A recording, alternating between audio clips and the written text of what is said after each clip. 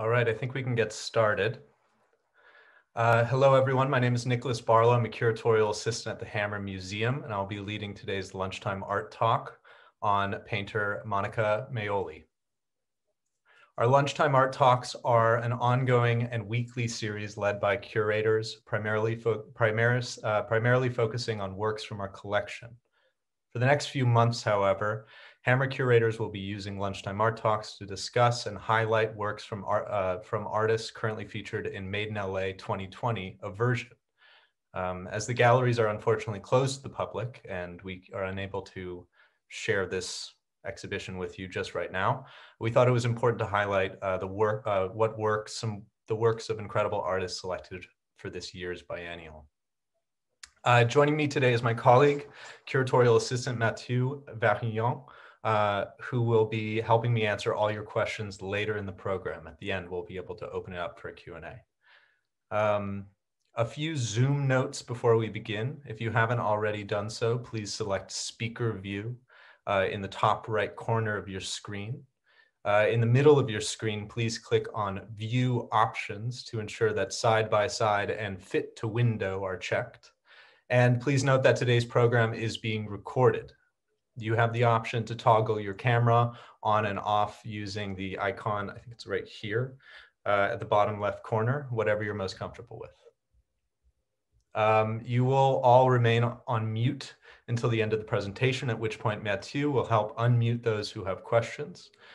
During the presentation, if you have any questions or for me or Mathieu, or have any technical questions about the program, you can ask those using the chat feature at the bottom of your screen and someone will answer your question. Great, okay, let's get started. Let's go to slide number 1.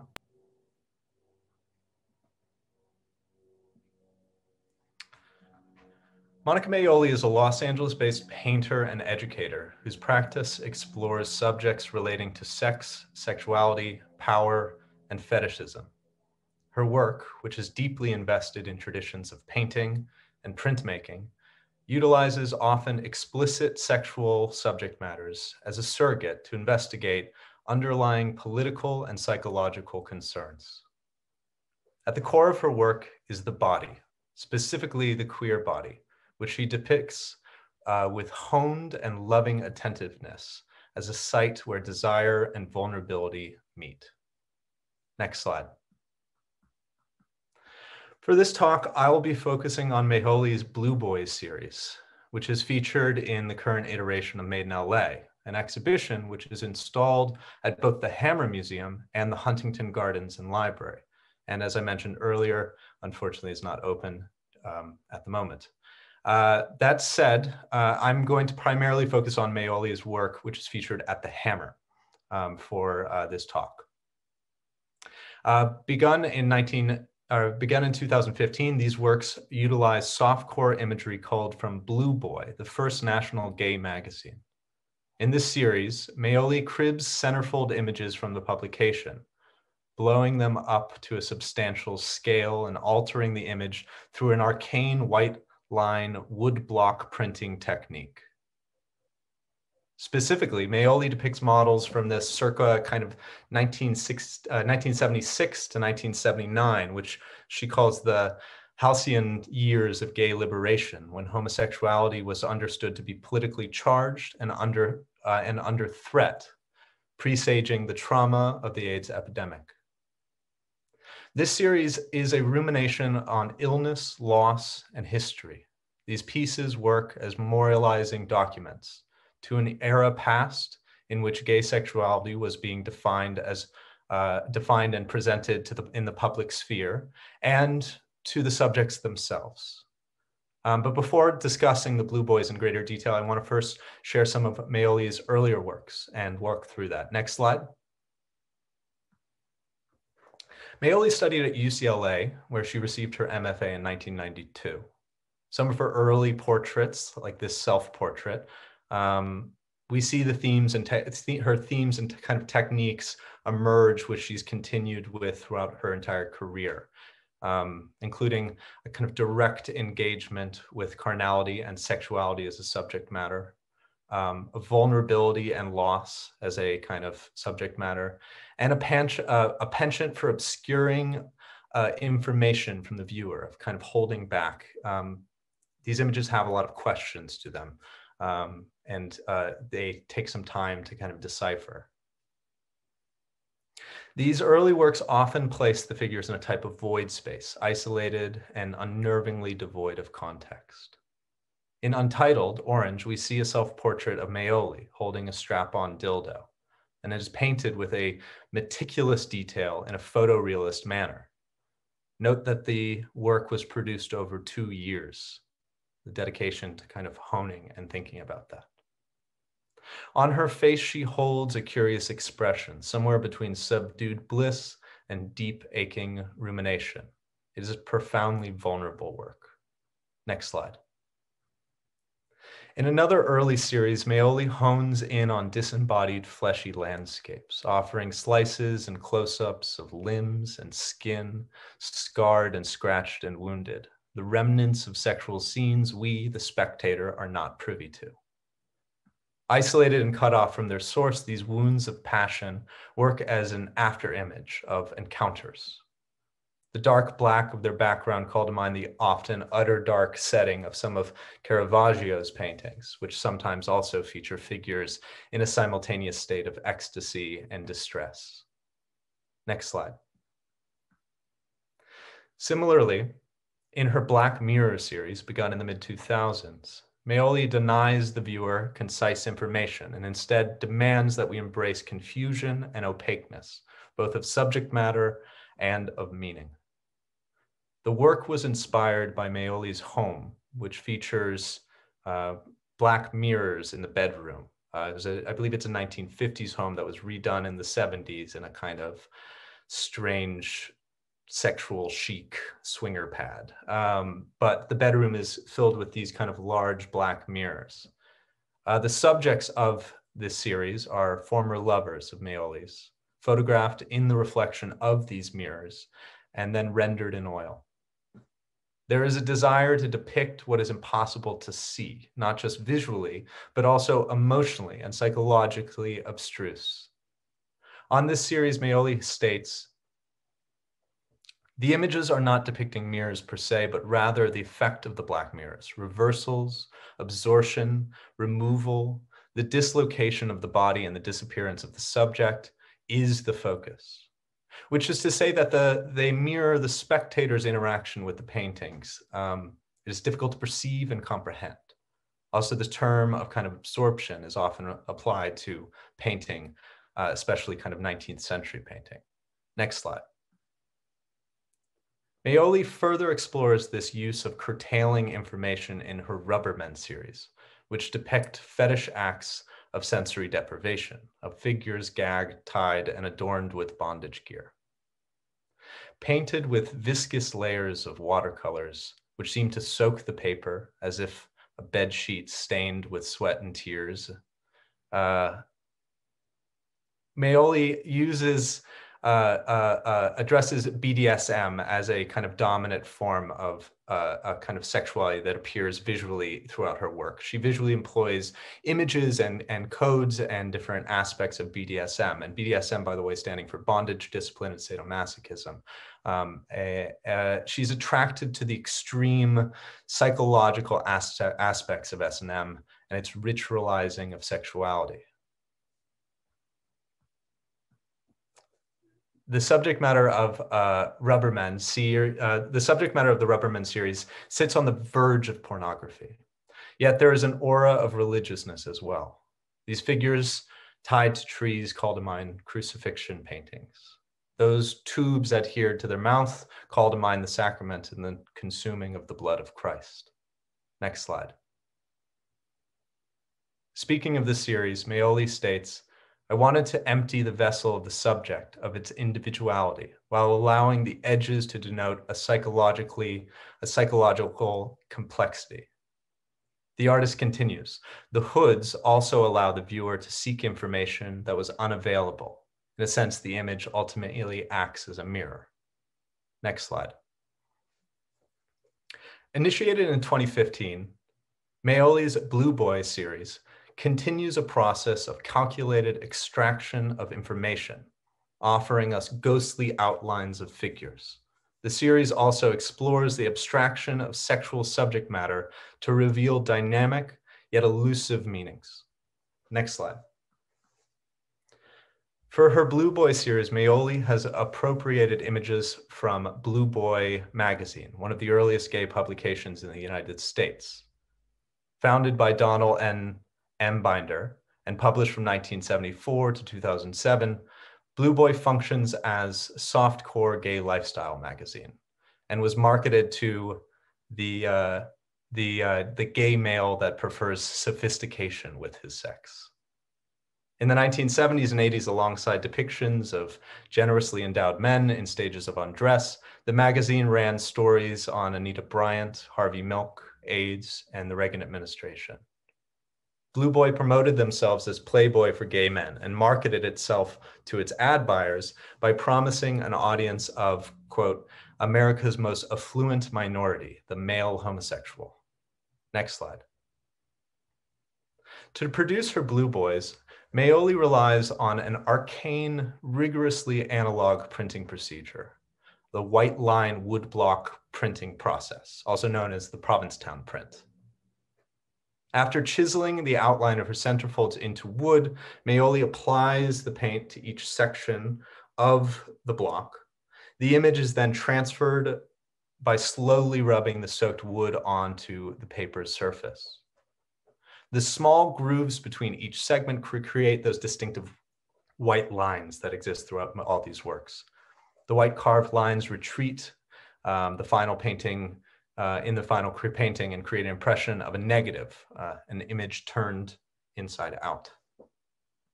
One aspect of this process which drew Majoli to it is that through this transfer process, through the printing process, the image itself is partially lost to the materials and technique. It further alters the image from its source. Next slide. Majoli's Blue Boy series can be read as a culmination of much of her previous work, but it is also a departure in technique and color palette. Their soft focused pastels and washed out hues call to mind the 70s and the perpetual California sunshine promised in softcore pornography of that era. In some instances, the lightness paired with the white line outlines manifest images that seem almost ghostly and feel like discarded photographs left in the sun to fade to unrecognizable oblivion. Next slide. Yet this abstracting of subject matter and zapping of detail has additional effects, elevating everything in the frame to an almost equal plane. I love this detail of the pillow underneath this man, Ted. How crafted it looks. And by kind of flattening the plane, by taking away all of the detail, it heightens this idea that the pillow was made in this kind of hyper detail. I like that it almost introduces this idea of labor to the image. Not only the labor of this performer and model, but also the kind of labor of production. I think it would be also important to mention that the Provincetown print, which was invented in the early 20th century, this printing process, was primarily kind of championed by women who were living in the Cape Cod in the early 20th century and kind of mastered this wood blocking technique that was in relationship to Japanese wood blocking, but was very singularly kind of a simplified version and also a very much an American invention in that sense. It's curious how the further removed from the source of the material, the closer we feel to the subjects. By abstracting them and removing identifiable features, they become less overtly and purely sexualized, therefore open to other interpretations. Additionally, by blowing up the image from a spread in a magazine to a large scale, it moves the image out of the visual lexicon that is purely pornographic and into one which is also art historical. Next slide. This elevation of subject matter from ephemeral centerfold spread to historical painting is further emphasized by the serendipitous placement of these works in the Huntington. These paintings are not in the Huntington, but as part of her installation for the Huntington's portion of Made in LA, Monica has installed the archive selections of Blue Boy magazines, along with drawings and kind of sketches creating these paintings. Blue Boy, the publication, took its name from the Thomas Gainsborough painting, or Thomas Gainsborough painting. The premiere cover of Blue Boy, the publication, was a playful parody of the Gainsborough painting as well. By wonderful happenstance, we've brought these Blue Boys together. Monica has been able to take these and actually install them at the Huntington, which I like is almost a kind of secretly perverting of Gainsborough's image via proximity. Next slide. Majoli states that one of the main characters of her Blue Boys series is this man, Roger, an actor who famously died very young in a car crash in 1982. And one aspect of these works that I think is very important is actually their title. Their titles, which include these names. Note the names: Roger, Carl, Ted. These are real names, or quote, performance names of real performance and models. In the centerfolds, they represent a type, a stud, a sensitive lover, a turned businessman, but also actual people, the models and actors who lived and perhaps died. These images are records, along with being pornography. But through Majoli's process of transformation, they also become surrogates and stand-ins for those who died of AIDS, for those who died too young, a death of a certain type of pleasure and desire. They are memorial paintings. Next slide. I'm happy that I could present on this one because I think Monica is an incredible painter, incredible LA painter. She's also a professor, but also I'm happy I could talk specifically about this series because I think yesterday was National AIDS Awareness Day, and I think this is a kind of an important series also to kind of look at in relationship to that. They're profoundly sensitive and profound, and I hope that sometime very soon you'll be able to see them in person and be able to see the kind of true craft and detail that's gone into them. So that's it for my presentation. I'm going to open it up for a Q&A. So I'm going to hand it off to Mathieu, who will be able to kind of explain the how the Q&A will work and take your questions as well. Thank you, Nick. So we will now begin answering some of your questions. Again, you can ask questions through the Zoom chat feature that is located at the bottom of your screen, or you can ask questions verbally. To ask a verbal question, please either raise your hand physically like this, or raise your hand digitally by clicking on participants at the bottom of your screen, and then clicking on the raise hand icon. I'll call you and unmute your mic so you can ask your question to Nick. So I believe we have a few questions in the chat box. And the first one is coming from Dr. Nancy. Dr. Nancy is asking you, Nick, how is this technique different to other old woodblock printing techniques, like in Japan, for example, that is much older than early 20th century? Yes, thank you for asking that. So with the white line kind of Provincetown print, it's a single block. So instead of having a kind of multiple blocks that are printed on, it's a single image that you adhere different colors to and then use it as a single print, which creates that, that incredible kind of bleed as well. So with the white lines kind of around it, it seems like it's kind of staining into the canvas or staining into the paper.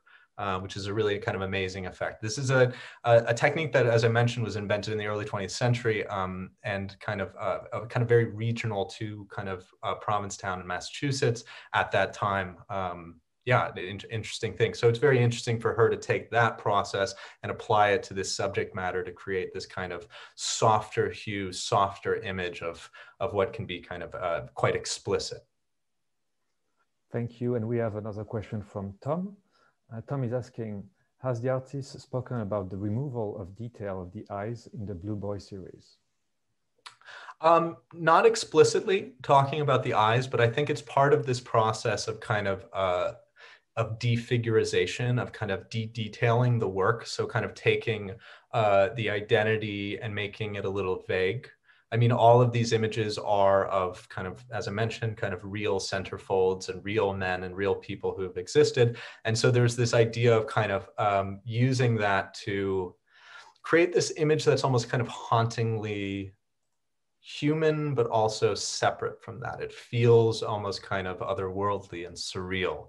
This is part of that kind of memorializing, this part of making an object that it feels slightly uncanny, I believe.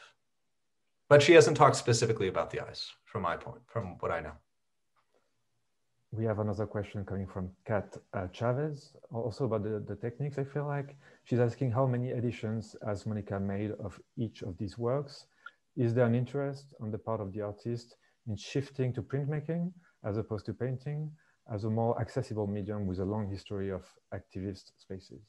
Yeah, I actually don't know about with this series if there is an editioned print or that these are editioned. I think the process is still quite difficult to manage and temperamental, but I'm not exactly sure about, I'm not positive about that. But she has made several prints. I believe we have some in the collection. I meant to mention that one of the Rubbermen is actually in our Grunwald collection, or is in the Hammer collection, but I think we have one of Monica's prints in our collection as well. And actually her father was a lithographer, so she has a kind of a real experience within printmaking as well. One more question, this one coming from Ignacio Darnaude. I'm intrigued by the idea of a female artist creating work on male homosexuality. Any insights on this? Yeah, great question. Monica Majoli actually talks about this, which is that she is queer, and as kind of in reaction to kind of the 90s and this kind of true fear of losing close friends to AIDS, or the experience of losing people to AIDS, she began to kind of explore male homosexuality as a subject matter, as something that is both kind of was foreign to her, but also familiar, in the sense of it played a kind of part in which she could imagine the people she knew and loved kind of incarnate, or in kind of action, or in posing, but also kind of work through her own stuff and work through her own kind of questions about either her sexuality or emotions or different things, or political aspects. So a kind of a surrogate which she knew but also didn't know, and that's where she kind of worked, from what I understand. Thank you, Nick. So I feel this answers Michael Terzano's question in the chat box, so I'm not gonna repeat it. But Ellen is asking if there's gonna be an opportunity to hear from Monica and the other artists in the exhibition. Could you repeat that, Matthew? Yeah, so Ellen is asking if there will be an opportunity to hear from Monica and the other artists in Made in LA. I'm not sure about Monica at this point, but we are going to be doing a series of programs during the run of Made in LA. This is the kind of first kind of initial starting up of the Lunchtime Art Talks, but we will be doing some public programs, some talks, and performances as well online. So keep an eye out on our website for programs and upcoming programs, specifically kind of the major chunk which will happen in the new year. Great. So do we have any other questions? I'm looking for raised hands. I'm not seeing any, but maybe I can ask you a question, Nick, coming from me. So I was wondering, we saw install shots from Monica's installation at the Hammer, and we saw that some of the prints are hanging on metal studs and not on actual walls. So I was wondering if you had an opportunity to talk with the curators about the choice of display. You know, I should have. But I did. Yeah. I mean, I like the call because it kind of creates a flow between Monica's work and Ronaldo Riviera's work, which is behind it and installed, that kind of huge blow up, and kind of a porousness between the works. I think really is really interesting. But I don't know specifically much more than that. Oh, we have Lauren. Lauren is here and she can answer it. Yeah. So, Lauren, you are unmuted. Yeah, thank you, Nick. That's so funny. I managed to join just for a question that I could help with. a lot of the exhibition strategies that we took on with Made in LA were also about articulating the subjects that are in the works into the way of exhibiting the works. So we have this recurring motif throughout the exhibition of these unfinished walls that allow us to talk about the undoing or the kind of or the installing or the uninstalling of artworks in a space. What we've been calling breaking of the fourth wall, kind of breaking the fiction of exhibition making. And in the case, as Nick, as you mentioned, Mathieu, as you mentioned as well, this in this instance, it allows the Monica's paintings to be sort of collaged in kind of three-dimensional space on top of Ronaldo Rivera's large wall. And they're both, you know, really interesting subject matters that both deal with a disappeared community as well, or people that died too young. And so there's this stacking of, you know, generations and demographics and, you know, communities. It's interesting. Thank you so much, Lauren. Thank you, Lauren. I think that's about it for the questions. Great. Well, terrific. Well, thank you all so much for joining. Please tune in next week, in which Lauren Mackler, one of the curators of Made in LA, will be talking about the work of Diane Severin Nguyen. And the following week, I believe on the 16th, Hammer curatorial assistant Vanessa Arizmendi will be discussing Mario Ayala's work, which is also actually very interesting in relationship to Monica's and thinking about archives and working in archives. Thank you so much for joining, and to support programs like this and future programs, please feel free to donate to the Hammer by visiting us at hammer.ucla.edu/support. And please keep an eye out for programs via our email or online. We're going to be updating them soon. Thank you all so much.